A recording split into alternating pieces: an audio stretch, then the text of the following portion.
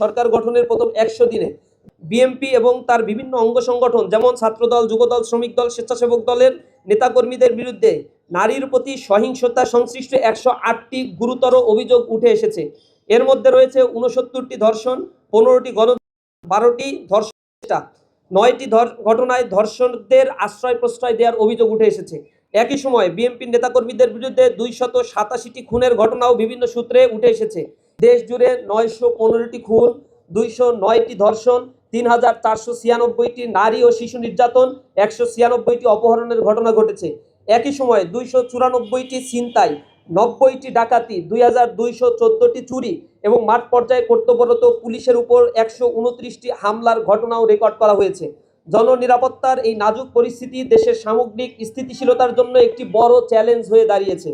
কেবল মে মাসেই 32টি মব কিলিংয়ের ঘটনা রিপোর্টে উঠে এসেছে। একই সময়ে 30 থেকে 36 জন গণধর্ষণের শিকার হয়েছে। গত 4 মাসে অন্তত 118টি শিশু ঘটনা ঘটেছে।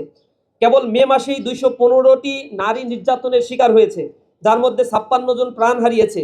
জুন মাসের চূড়ান্ত প্রতিবেদন এখনো আনুষ্ঠানিকভাবে প্রকাশিত না হলেও প্রথম 25 দিনেই 2.5 শতাধিক নারী ও শিশু নির্যাতনের শিকার হয়েছে। লক্ষ্মীপুরে মা ও 3 মেয়ে সহ অন্তত 18 জন নিহত হয়েছে। উদ্বেগজনক বিষয় হলো উল্লেখিত ঘটনাগুলোর একটি বড় অংশে ক্ষমতাসীন দল বিএনপির নেতাকর্মীদের সম্পৃক্ততার অভিযোগ উঠে এসেছে।